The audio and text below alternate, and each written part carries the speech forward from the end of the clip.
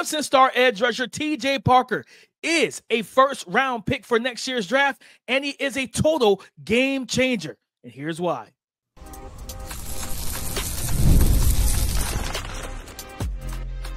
You are Locked On NFL Draft, your daily podcast covering the NFL Draft. Part of the Locked On Podcast Network, your team every day. Welcome back to the Locked On NFL Draft Podcast, your daily podcast. Cover your favorite draft prospects, part of the Locked On Podcast Network, your team every day. I'm your boy, Damian Parson. I'm an NFL draft analyst with Bleacher Report. That's my guy, Keith Sanchez. He is a director of scouting with the Draft Network and 2019 national champion with those LSU Tigers. And as always, thank you for making Locked On NFL Draft your first listen today and every day. Shout out for being our every Dayers, guys. We are starting to tap into the edge rushers for the 2026 NFL Draft with the Summer Scouting Notebook. We're going to talk about Clemson star outside linebacker, defensive end TJ Parker. Abdul Carter is no longer in Penn State, so now Dani Dennis-Sutton will be taking center stage. Then LT Overton, does he remind me of a Dante Hightower, Courtney Upshaw? It's kind of throwback names. We're going to get into all of that. Let's start with TJ Parker, Keith, listed at 6'3", 260, 65 pounds through the regular season and postseason combined last year. 12 sacks accounted for, 11 QB hits, 28 pressures, 5 fumbles forced last year. Talk about production. And on a defense that we talked about it, I think on yesterday's, I think it was yesterday's pod, Keith, where we talked about, the whole LSU Clemson matchup. And this is the guy that Garrett Nussmeier, when he breaks the huddle, hey, we need to figure out where he is. Number 3, find where's Waldo, but you also got to deal with Peter Woods. We'll talk about probably next week sometime when we get into the defensive tackles. But one thing that stood out for me, Keith, is first step quickness with TJ Parker. He gets off the ball quick and in a hurry. He converts speed to power very well. He's one of those like dense, low center of gravity. He's 6'3". He's not 6'5". He's 6'3", 260. So he's a natural leverage winner because he knows I'm shorter than y'all for the most part. You know what I mean? You guys are 6'6", 6'7", and most tackles nowadays 6'5" at the shortest on average, and I'm underneath you. So he does a good job with the long arm. He knows where to place his hands in terms of being able to convert that speed to power. He does a good job, in my opinion, understanding how to use that leverage, get that hand. He does a good job with the long arm, gets that hand underneath the inside shoulder pad or armpit, where he can kind of control the movements of the tackle. Man, I think that's where he wins a lot. He does flash hand counters, being able to just double hand swipe, double hand clubs and different things like that to clear. He does flatten to the quarterback well, and I really like his burst, his closing burst. Keith, when talking about closing to the ball, closing to the quarterback, that's why he has those 5 forced fumbles. He is like a heat-seeking missile. Once he finishes the top of his rush and he flattens to the quarterback, oh, yeah, he's like a hunter. He's like a guy, he's hungry, and he goes after the football. I can't remember who, I think was it the Pitt game? Where he got a sack and he chased the quarterback down, but instead of just trying to bring the quarterback down, he also grabbed the football and tried to rip it from him. Now, the quarterback was down, they called him down, but he ended up walking out with the ball. And it's that type of awareness I think the NFL defense coordinators are going to love. TJ Parker, in most mock drafts, way too early mock drafts, he was a kind of consensus top 10 pick. Keith, I think for me, I want to see him be more consistent with his rush plan. You know what I mean? I feel like sometimes he relies a little bit too much on the speed to power. When you do have that first step quickness and the hand usage that he flashes, be consistent with that. And we're talking about 15, 16 sack guy. DP, I'm going to come in hot. Who TJ Parker reminds me of is Jared Verse from a couple of years ago. Yes, I see I'm getting a nod of approval for the people watching. Yes, I'm getting a head nod from Mr. Damian Parson over there. He just from the dense build and the one thing, speed to power conversions. And I want to go back to that draft class, DP. With Jared Verse and Latu Latu, right? Mm-hmm. And it was close, right? It was almost splitting hairs between who liked who, right? Yeah. And what I've always leaned on with edge rushers, and this is not a consensus because I never speak in absolutes, right? But I prefer my guys to have a power element to them. just because this is a grown man game. And as much as we want to fluff football up and make it a passing league, things like that, the trenches remain the same in the sense of the fact of this is 250 versus 325, right? Talking about human beings, right? Like you're talking about both guys can lift 300, 400, 500 pounds, bench press and squatting. So it's still a physical sport, and you need power to be able to win in the trenches. I think back to an old quote that Warren Sapp used. And he's talking about, rushing the quarterback and things like that in the NFL, in totally different position. But this is just, it just kind of outlines the mentality more than, defining a position. And he said, if you want a swim move, take it to the beach, right? You need a rip. You need some power. You need something that's going to get you like working through another grown man over the battle of 70 plus plays, right? Like, because that's what it is. You're trying to get him one time over the span of 70 plus plays. And I think power is so important. But just transitioning back to TJ Parker, I like what I see. Now, the question is for me, DP, I didn't know if I seen a guy that I felt like was a top 5 pick, right? Yeah. Like in what we've seen in the past with the Chase Youngs, the Bosa brothers, the Aiden Hutchinson, the Kayvon Thibodeau. I don't know if I seen that type of elite athleticism. But when I think about some of the edge rushers in the NFL, right, that don't necessarily complete all the boxes from a athletic perspective, but they check the boxes as far as just getting the job done. I see that with him, and I think he does a very good job of it. And I think that he comes in, and maybe we don't get this a lot with this position, but he may be potentially a high floor edge rusher, right? And sometimes we don't get that a lot with edge rushers. He's like, hey, this could work, this could not work, right? Like it goes one or two ways. And maybe he's a high floor guy to where maybe you can't pencil him in for 20, 25 sacks at this right in his career, but maybe you pencil him in like, hey, I have a consistent, well, 2025 is a bit, but 15 plus sacks, right? To be, one of the top guys. But maybe you could pencil him in for 10 to 12. And you're like, you know what? I can consistently get that every single year. You still sign up for that in the first round because that sack production, and then when you combine the hurries, the QB hits, the pressures, all of those different factors that come along with sacks as the finished product, you get a good thing. So I like TJ Parker. I like what I seen out of him. Would love to see him obviously take that first step. And the most interesting thing was that, because you said it right, and my comp was Jared Verse. Jared Verse gave LSU problems, right? The 2 times that he played them. And I think it was going against Will Campbell and Emory Jones. And then this year, TJ Parker gets to play LSU, right? And they were opening weeks too. So for both teams. So that's how I see it for TJ Parker. And to your point, Keith, when you brought up the Warren Sapp quote, I had a quote. I think it was either from Mitchell Schwartz or Jeff Schwartz, 2 retired offensive linemen. And they talked, and I think it was on Twitter. I think it might have been Jeff Schwartz was like, yeah, NFL offensive linemen, like I think the misnomer is that NFL offensive linemen or tackles fear the first step explosive guy that can run the arc and bend and drop their weight and stuff. He was like, no, we fear the guy that can run through our chests. Yeah. Because it's like, I could jump set you and stop you from getting to the outside if that's the only thing you have. But if you can power through me, my jump set is going to be ineffective in a sense. Or if you have the handwork to work back inside and make me pay for that lateral jump set. Like, so to your point, you have to have power. Yeah, like Jared Verse, I think won defensive rookie of the year last year, right? And most people will look at the box score and be like, man, he only had 4.5 sacks. You watch the tape, he was extremely effective of pressuring the quarterback. And that pairing of him and Byron Young off the edge, like, yeah, quarterbacks, you couldn't run from either one of the guys because you're going to run into the other. And I think that's when I look at TJ Parker. As soon as you said Jared Verse, I was like, that's what I wrote down in my notes. I'm like, that power, that ability to get underneath pad level and drive guys back, it's so similar to Jared Verse. And at the end of the day, like I said, this is a grown man's league. Yeah, you got to have grown man strength, and that's one thing that TJ Parker does have, and I think that he has enough of the first step ability off the ball to run the arc. Now it's just, okay, be consistent with your rush plan. Don't always rely on the power. Now give me that counter consistently. And you had 12 sacks last year throughout the whole entire season. What can you do if you're more consistent?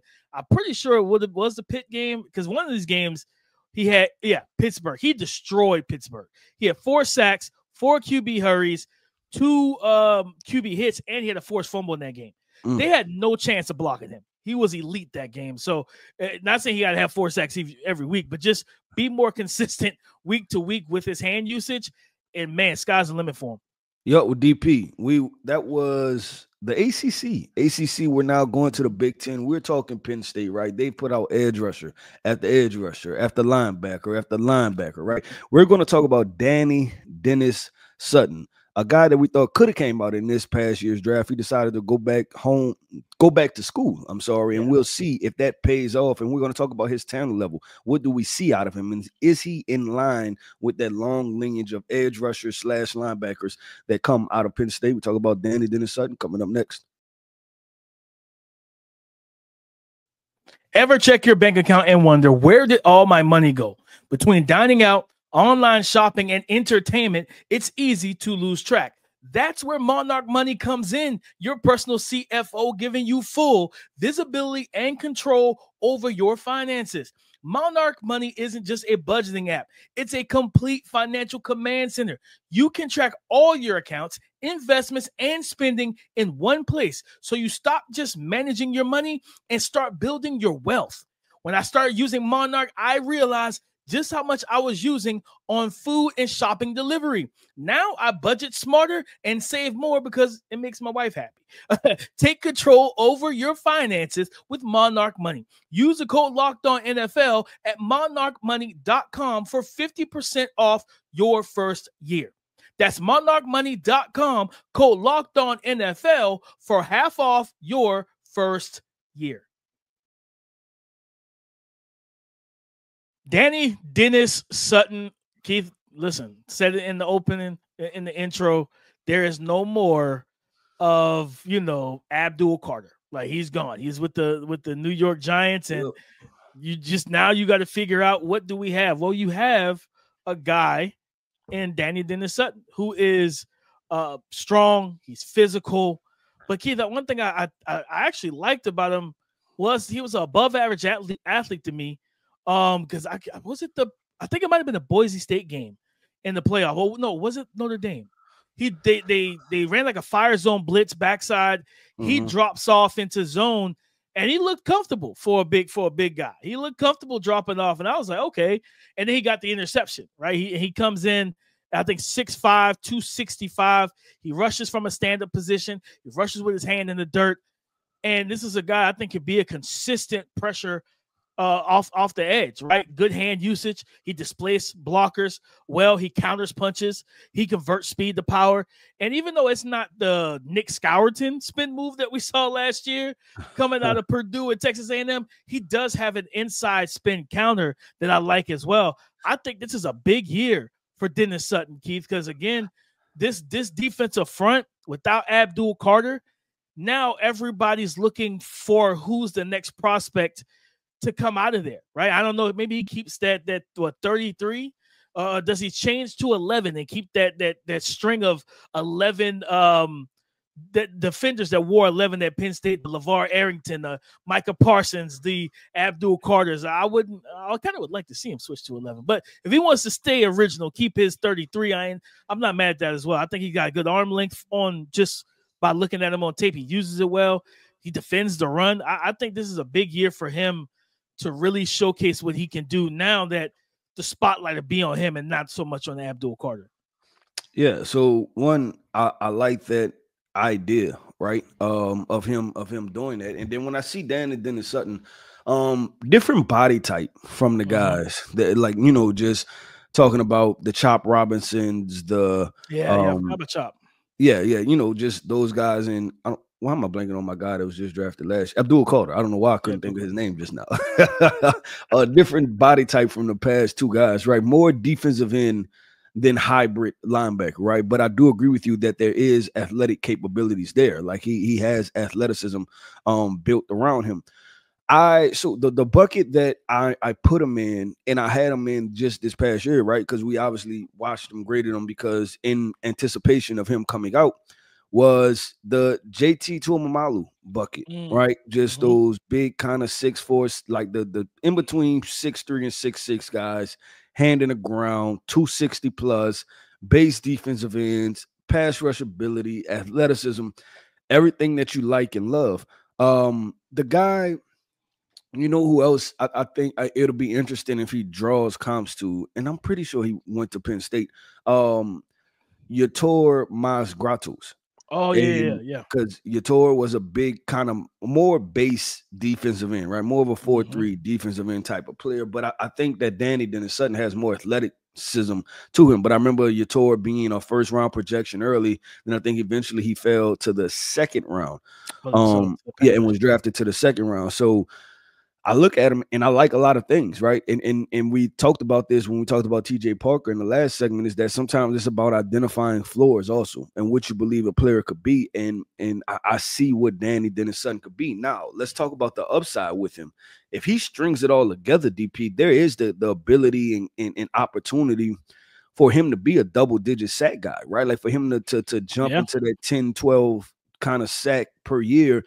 And if you come back to school, especially – I think for him, it had to be, it's my time now. It's my time to shine. I'm going to be the leader. I'm going to take over, right? Like this has to be, it has to be that reason, because if not, then you potentially could have came out in this past year's draft, right? And just went on and went to the NFL. He had a good season.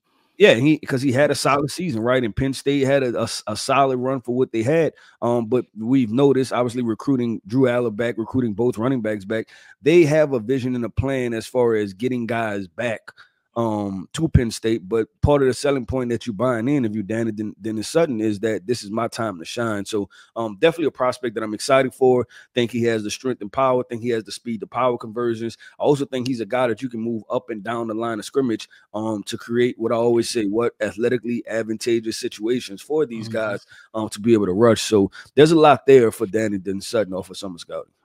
100%, Keith. And to the numbers aspect of it, right? 9 sacks through the regular season and the postseason. He had 2 sacks against Notre Dame. So he had 9 sacks total, 13 QB hits, 23 pressures. He had 2 forced fumbles as well. So, and this is a guy that you talk about the body type difference compared to Micah and Abdul. This is a guy at 6'5", listed at 6'5", 265, almost 270.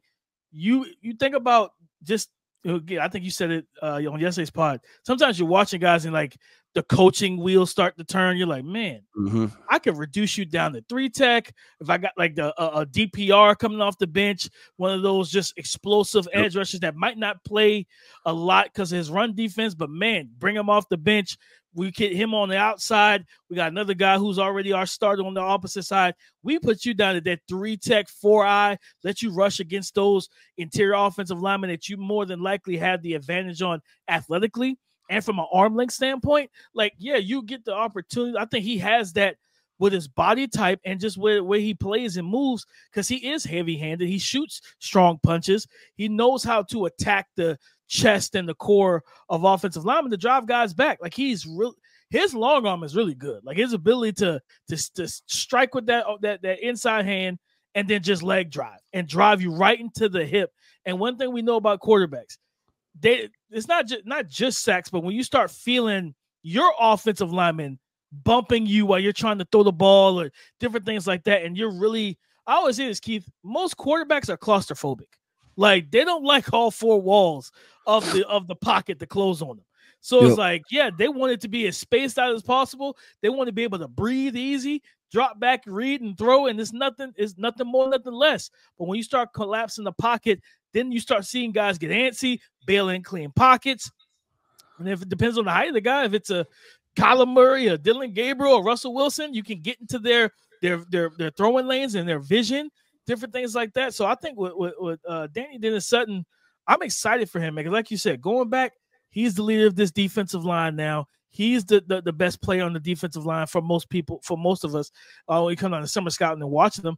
This is a guy you expect to take that next step. And if you had 9 sacks last year, man, you get back to the playoffs again, or just regardless, love to see 10, 11 sacks, a couple more forced fumbles. Like, he made his presence felt. It just was overshadowed because the guy he was teammates with was a top 3 pick. Like, it's Abdul Carter. It was like, you can't really do much about it, man. But he is a really good football player, and he's a complete player. Because like you talk about the high floor, and I think you always use the phrase, Keith, you got to earn the right to rush the passer. Yep. I think a lot of people forget that.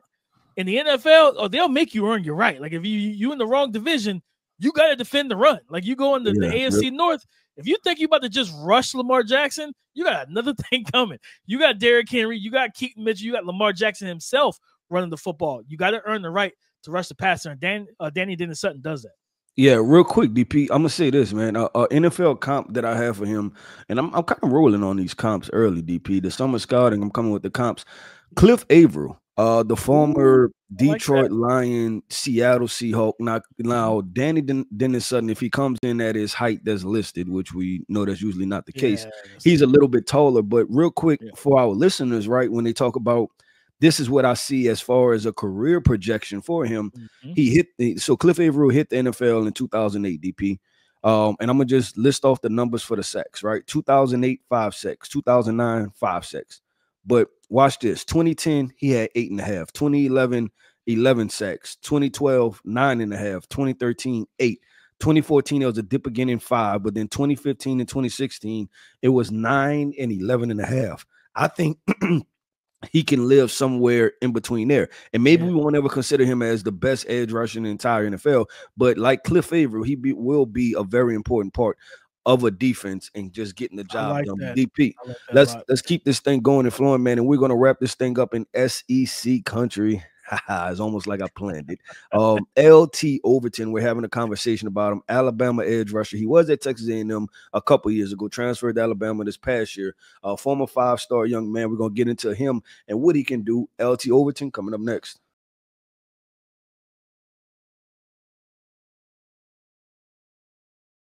Thank you for making Locked On NFL Draft your first listen today and every day. Shout out for being our everydayers.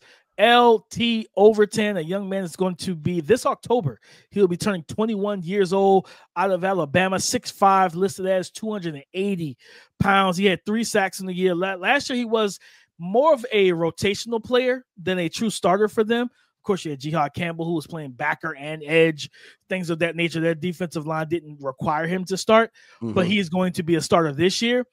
3 sacks, 4 QB hits, 32 pressures, and a forced fumble on the season. Guy that plays the run well for the most part, like strong, physical.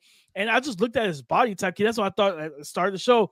I thought about Dante Hightower, Jr. I thought about Courtney Upshaw, those way back when Alabama edge rusher defensive linemen who were hybrids, right? Like Courtney Upshaw could play 4-eye and 5 tech, but also stand up on the edge at 280, 90 pounds and set the edge, right? So I think with him, Overton is a power player. And that's one of the first things that pop on the tape. When you watch him, he wins with power. He's got heavy hands. He's going to drive you back and collapse the edge. Like I said, strong run defender. He knows how to stack, peek, and shed, but he also anchors well. And you see some hand usage in terms of quick wins. And I think that's why I want to see him like really take that next step this year as a full-time starter, is those quick finesse wins, right? Because we talk about you got to have power. And all 3 guys is crazy. All 3 guys we talk about today, Keith, all of them have power. Every single one of them will drive you back. If you let them get their hands into your chest, they'll take you right back into the lap of the quarterback. But I want to see him start to double hand swipe, use not the cross chop like Latu, but just cross chops, different, like the long arm into the rip combo. Start with some power and go into a finesse move to get quicker wins. Because I think if he does that, like you said, high floor guy.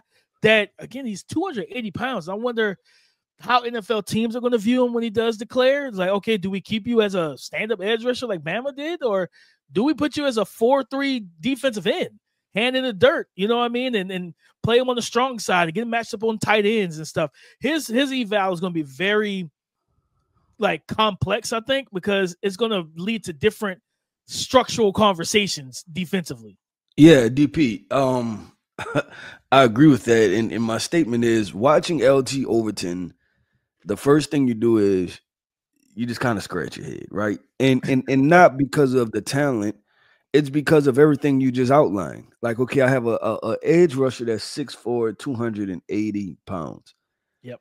How do I project this? Right. And for me, like unclear pictures are one of those things, DP, that I don't love to get into, because in a weird way, and I know projection is such a highly used word in the scouting community, but you almost don't want to have to project what a guy's going to do, because you want them to already have done it, right? And he's the sure thing, right? Like I don't want to have to take you and then hope that you can be this, right? And hope that you can turn into this, right? Like that's when stuff gets scary, when you're sitting there as a general manager and when you start hoping, right? And be like, I think he can, right?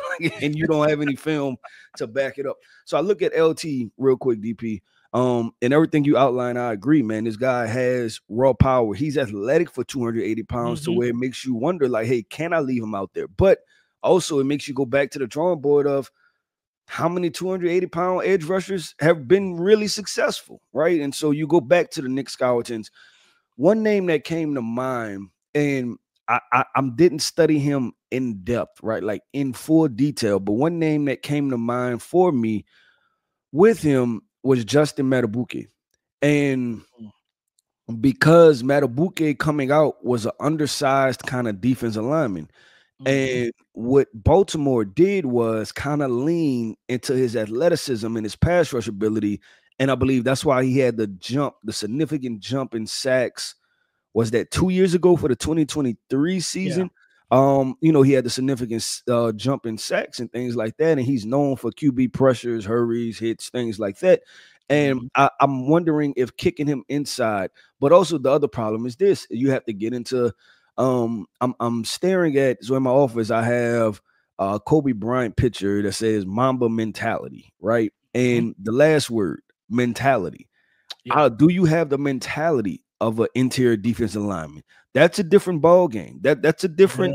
Your day is different, right? You have a different day. You're signing up for a different set of duties when you become an interior defensive lineman versus being an edge rusher. And these are all conversations that you have to think about when you talk about projecting a guy one way to another, because if I'm placing you at defensive line, I get it, you like the sacks, but I need you to take on these double teams too, and they gonna hurt.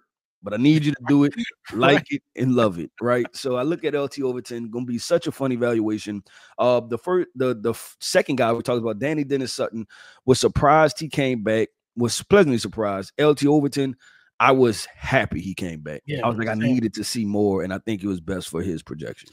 Yeah, a lot of people. I remember the draft community. We would have meetings, Bleach Report, and he was a topic of discussion. People were like, man, I think he could come out, and I was like, he could, but I think he needs to go back. Like now, go back and be the full-time starter. Put a full 12, 13, 14 games of film on tape. And show what you can do as a full-time starter, right? And I think that's going to be the big thing. Until I had to remember this, like now, because I forgot he changed his name. These players keep doing this, but he went to his Justin went to his traditional name, is Nnamdi Madubuike now. Okay, so Nnamdi Madubuike, because when nobody jumping in the comments like, you guys are calling the wrong thing. Like, all right, fine. So Nnamdi Madubuike, when he was in college, he was like 290. And then he bulked up to like 305. So he added about 10, maybe 10 to 12 pounds. And now he's playing interior defensive line, right? He's playing an interior defensive line, but also granted, Overton's a little bit, I think, not even a little bit. He's more athletic. But remember, because A&M keeps guys like this.